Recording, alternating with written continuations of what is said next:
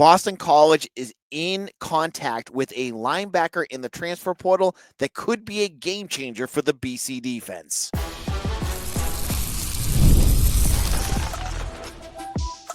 You are Locked On Boston College, your daily podcast on the Boston College Eagles. Part of the Locked On Podcast Network, your team every day. Hello, everyone, and welcome. This is Locked On Boston College, your team every day. I'm your host, AJ Black of Eagle Insider, part of the 247 Network and the industry leader in college recruiting news. I have been the host of this show for the past 5 years, and I know Boston College better than anyone, and I'm glad you're here to join me. Today's episode is brought to you by FanDuel. Make every moment more with FanDuel. Right now, new customers can get $250 in bonus bets when your first $5 bet wins. The transfer portal opens on Wednesday. What's the news? What's the latest? On today's show, I'm going to get into some recruiting news. I'm going to get into some transfer portal news for both football and basketball with some updates you don't want to miss. So we'll get into all of that on today's show. Let's kick it off with the transfer portal for football. Now, on yesterday's show was talking about how BC is going to have to get to 105 roster spots, and at 119 projected, I'm not sure how they're going to get there. Now, the portal is open. It opened on Wednesday. It's only open for 10 days. And I have to say, I was a little surprised at how quiet it was for exits for BC, because I just have to imagine that if they're preparing to get to that 105 number, they have to start making some moves. The only new transfer on Wednesday that was announced was Bryant Worrell, a long snapper. That was it. Pretty quiet. So I'm not sure what's going on there. I'm not going to project and guess, but that's where it's at. That being said, they are still active in the transfer portal. And we already know one name that BC is looking at. And it's a position that, if you've been listening to Bill O'Brien's press conferences, it shouldn't be a surprise. Early in his spring press conference, Bill O'Brien said, that he liked the depth of his team. One position that he was looking at that wasn't a little bit more worrisome was linebacker. Remember, Bam Crouch, Owen McGowan, Cory Davis, and Jalen Blackwell all missed the entire camp. They were all out. That's basically your two deep right there. And with Bryce Steele coming back from his health issue, you were running a lot of preferred walk-ons, and Von Pemberton, your running back. So I could get why Bill O'Brien may want to start looking at a linebacker in the portal.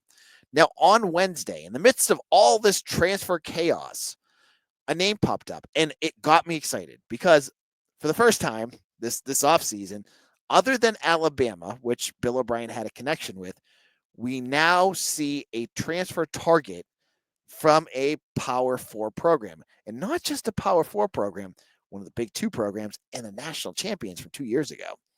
That is Michigan linebacker Jason Hewlett.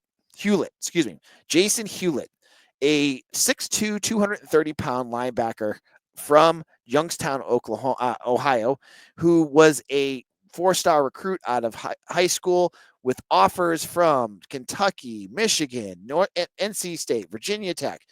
He had good offers. He's only played a handful of snaps, but I believe he has multiple years of eligibility remaining. A good positive there. You could bring him in and start to build some depth. Now, he is athletic as all heck. This is a guy that could play offense. In his scouting reports for high school, going into college, they said that he could have switched to wide receiver if he wanted to. But he's also big and physical because it talks about a lot about how physical his tackling is. BC needs depth. We know that Dixon, McGowan, and Bam are all going to be back during the summer. That's great. But as we saw this spring, that depth behind those three is really not that much. And I like Owen McGowan, but I don't mind having somebody on your roster that could challenge him. And Hewlett looked like he could be a guy that could challenge him. I think Bam Crouch is going to be your starter day one. He's going to be one of your starters. He's going to be the guy with the green dot calling your defense. Next to him, maybe it's going to be McGowan, but maybe a guy like Hewlett might be a better fit. Now, we'll have to wait and see if BC can land him. He's going to be taking an official visit to BC next week. He's also taking an official visit to West Virginia. Now, if you've been paying attention to West Virginia recruiting, They've basically have blown up their entire roster. In the world of college football and the transfer portal, situations like this, I don't understand at all. You just had a whole practice session to get yourself ready, and you just basically nuked your team. That's what West Virginia did. So on one hand, you may, as a recruit, see that and go, I don't want to be anywhere near that. And I'm not even sure what West Virginia's NIL situation is, but Rich Rodriguez is there, a better coach than they had last year with Neil Brown. Will he want to go there, or will he want to go to someplace more established where he can see the vision at BC? Like BC, you're going to a ACC school that has a rich history at linebacker with a coach that knows what he's doing, a academic school. No offense to West Virginia, that's much better than West Virginia. In the city of Boston, which is much better than Morgantown. Um, West Virginia trolls, go at me. That's fine. But I'm just saying, I could see why BC would be a better fit for him. Again, NIL could also be a big factor. We don't know what that looks like. But if this shows you anything, linebacker is going to be a priority for BC. They have to. Like, you have guys coming in. Griffin Collins and Zachary Thomas are both true freshmen, but you don't want to have to throw them out there into the wolves in ACC play. When you're playing offenses like SMU, Clemson, Notre Dame, that's not what you need for your offense. You need guys that are been out there. And yes, Hewlett has only played 8 snaps, but he's been on Michigan for 3 years, I believe, 2 to 3 years. This is, he was a class of 2022, right? So 2022. So yeah, 23, 24. So this will be his 3rd year. So he's got a little bit more experience. Give me a guy that's been coached up at Michigan. Like, that defense, sign me up. So I think this is a great one. And honestly, not a knock on the guys from FCS schools on this roster already, but getting someone from a Big Ten program, I like, and maybe this is a guy that could, change how we view these recruits, these transfers. I do, for a position like this, want a guy that has played at a higher level. So, yep, not a lot of experience, but that's it. Now, other positions that we could be still looking for, I'm still waiting to see. I get the sense that edge rusher is something that they could be looking at too. But again, I go back to, I don't know how many roster spots they're going to have open. I don't know how aggressive they're going to be. Bill O'Brien hasn't been all that aggressive in the portal. And this one, especially if no one's moving, I don't know how many spots they're going to have. So it could be a very quiet transfer portal period. They could get this linebacker and call it quits. I could totally see that happening. I could also see them getting a linebacker, maybe an edge rusher, and then calling it quits. But these teams that are getting 10, 11, that's never going to happen. I can't even see them getting like 5. I think that's even unrealistic. A small handful of transfers, is I think what you should be expecting here for BC. In a moment, basketball. What the heck is going on with this transfer portal? We'll get into that group in just a moment.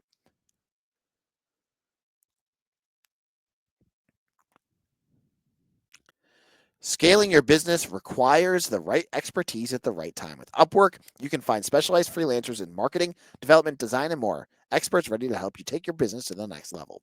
Upwork gives businesses flexibility by connecting them with top freelance talent across multiple industries, including IT, AI, web development, and marketing. Whether you need extra hands for a project or a long-term partner, Upwork makes hiring simple and affordable. You can make it fast and easy. Posting a job is free and simple, and with a few days and multiple qualified candidates to choose from, Upwork is the place to go. It's cost-effective growth. Instead of hiring full-time, Upwork helps find affordable, top-tier freelancers to scale your business efficiently. Visit Upwork.com right now and post your job for free. That's UPWORK.com, Upwork.com to connect with top talent and grow your business today.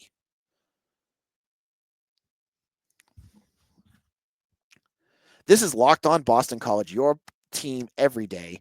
I'm your host, AJ Black. And if you've been an insider here, you've been an everydayer. You know we've been talking about the portal and how this group of 105 was going to impact what BC's doing. And as I said, it's not really changed that. Now, on the other side, basketball, their roster should technically be getting bigger. the new rulings across college basketball is that they can add up to, I believe, 15 scholarships. So that gives BC some chances to take a few more players, which then brings me to my point for this episode. As all these schools are making tons of moves, BC remains quiet. They've landed 2, and between the 2 guys that they've landed, I think they averaged about 6 points per game. Color me worried. Believe me, I like the 2 guys, Bolden Capke from Butler and Aiden Shaw from Missouri. There's things about both of those guys I like, but there's still gigantic holes on BC's roster. And as I watch more and more guys that I feel like, man, that would be nice at BC, go elsewhere. And I'm not even talking to the Kansases, Kentuckys, the Blue Bloods. I'm talking guys going to Providence, smaller schools, St. Bonaventure. I've seen a few. Like this worries me because BC still has 2 major needs. They need either another big, but at least a point guard. Like they don't have a guy to dribble the ball. I don't think they'll go next year having Donald Hand or Fred Payne being the point guard. And I'm not sure Luka Taves is ready for that yet. I'm gonna say that again. Like Luka Taves could be the guy in a year or so, but I just don't. If you're going in with that as your mindset, we're in for a long season. He's just young. He's small. It's just unfair to him. I just don't know if he's ready. So I've been looking to see if they'd get a point guard. And the part that worries me, and I need to take a chill pill about this, is that I don't see BC as like linked to anybody. You go on Twitter, you see all the transfer portal pages, and a lot of them will give the top 5 or schools that are connected to a recruit or a transfer. And BC's not listed on like any of them anymore. I haven't seen them connected since that kid Themis Folks, picked UCF. He was supposed to be a guy that you were looking at, and he's gone. So I take that, and then I have to take a big breath because yes, BC basketball has stunk for a long time, and you're hoping that something will change.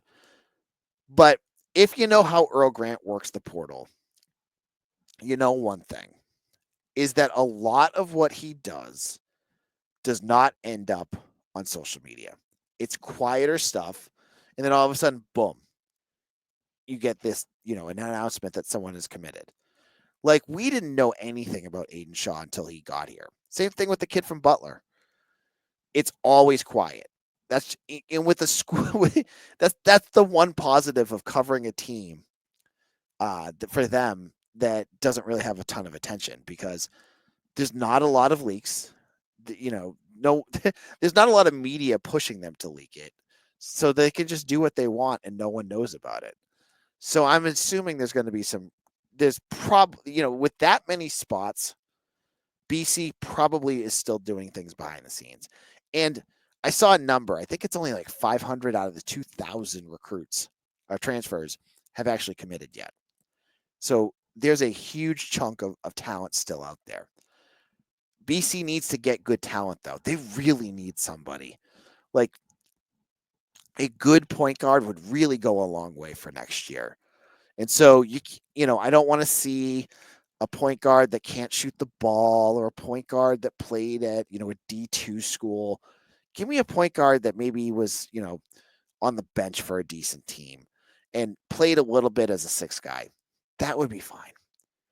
But you got to find somebody. Beggars can't be choosers, right? BC basketball, you're basically begging for everything at this point. But again, when you're following a team that doesn't have a lot of buzz and there's no news about it, I can see why you worry. Especially when you're basically SpongeBob you're Squidward watching SpongeBob cheering outside. You know the meme, like Squidward's looking out the window at SpongeBob and Patrick dancing outside. That's what it feels like being a BC basketball fan right now. All these ACC schools are landing program changing transfers, and BC hasn't done anything. Kind of goes back to my thought at the beginning of all this. While I am excited about Shaw and Copcat, am I convinced that this is going to change BC and make them better than the bottom. I'm not there yet. I just am not. And they need to do something.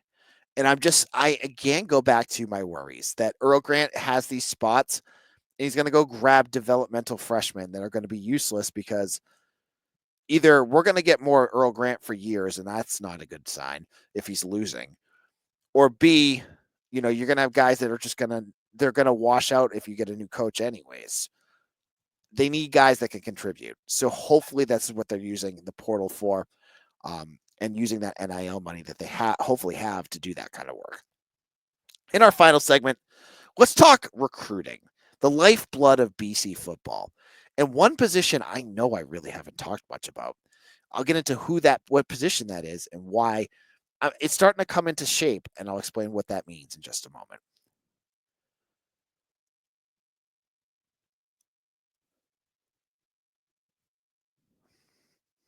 Locked on Boston College, AJ Black here.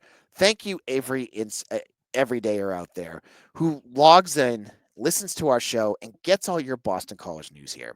If you're an everydayer, hit me up in the comments. I want to hear about who you guys are.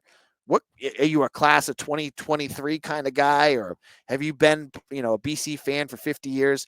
I'd love to know who my audience is. Hit me up in the comments on YouTube if you're there, or tell me on Twitter. Like, hit me in my DMs. My DMs are open. I get a ton of spam, but I do see you guys in there too.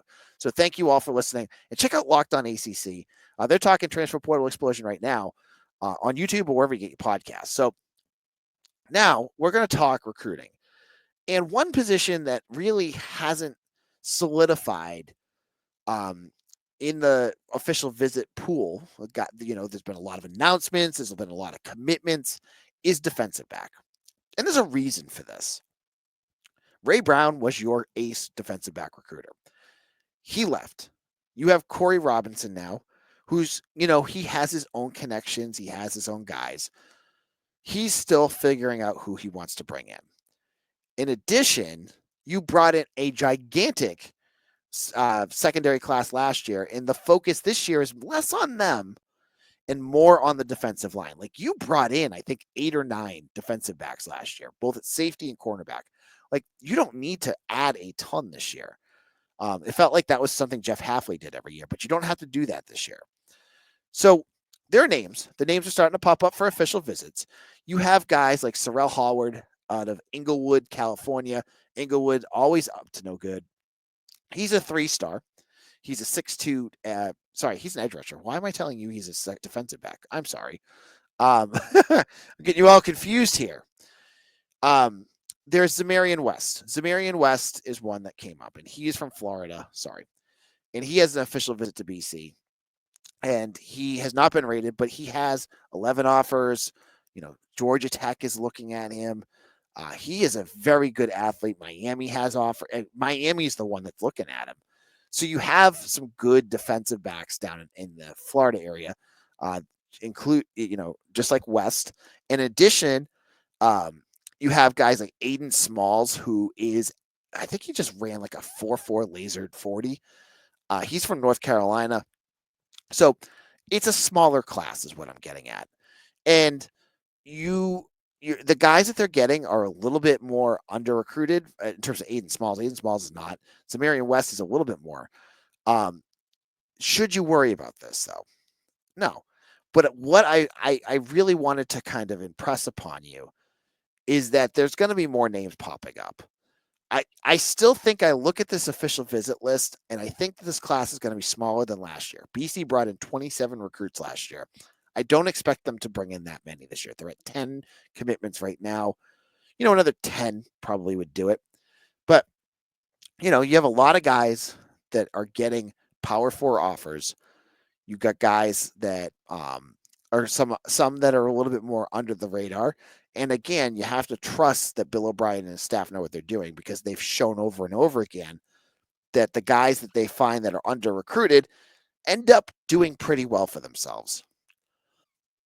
So when you're looking at recruiting by position this year, the big work is going to be done on the 2 lines. You're seeing a ton of recruiting on the offensive and defensive line.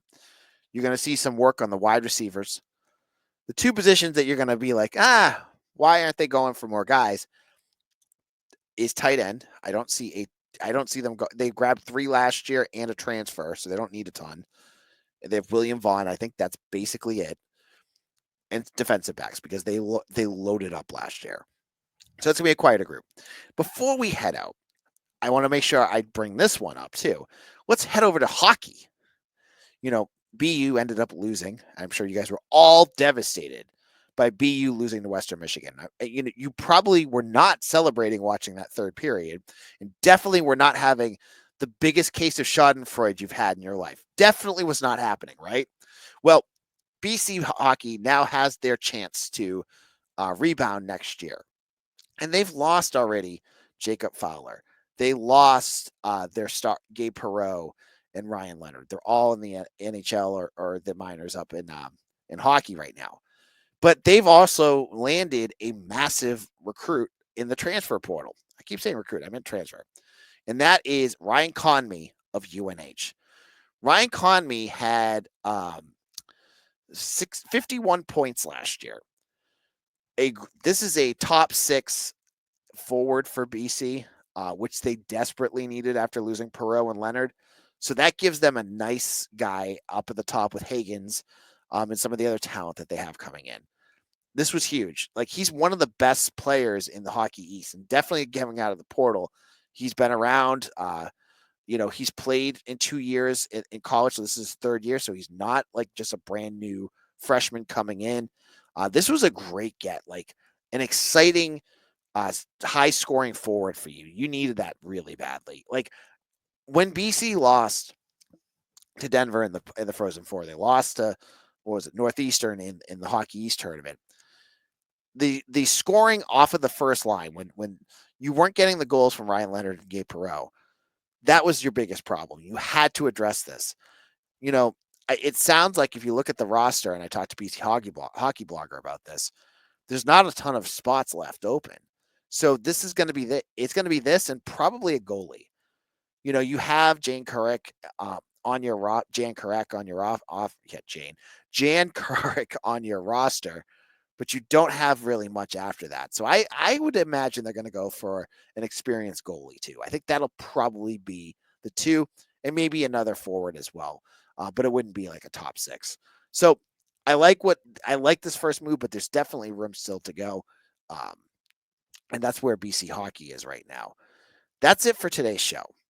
I was so excited today, expecting a ton of transfer portal news, and it was like crickets. If you were to tell me last night that I was going to get my show tomorrow and the only new news, because we already talked about Otto Hess and Jacoby Robinson, who honestly aren't that big of a deal either. The only new news was a long snapper that many of you probably didn't even know. You would have been surprised. You would have been like, no way. There's 9 more days left of this portal. Will things change? I don't know. BC's not talking about it, so I don't know what they're doing. But it's very are they waiting for this 105 number to solidify before they make the move? I would hope that they don't, because it seems like this move is already like coming. You can't just put your head in the sand. And it would be fair to your players, if that's what's happening, to let some of them know that, hey, you're going to probably need to go to the portal now. That's just how I view it. They might have a whole different view, and maybe they have another rationale that I'm just not even thinking of. I'm just a reporter. They're the coaches, but that's kind of how I see it. But that's my big surprise of the day, was I ended up talking more about a target than anyone leaving. That was crazy. Follow me on Twitter at AJBlock247. Find me on Instagram. I'm on Blue Sky, Threads. You can find Eagle Insider or AJ Black on almost all of those. I hope you guys find me. Check that all out. And make sure you become an Eagle Insider on our website. It's 50% off right now. Got great news. I've been all over all the transfers before they've been announced. And if anything else pops up, I'll let you know. Thank you all for listening, and we'll see you all tomorrow for another episode of Locked On Boston College, your team every day.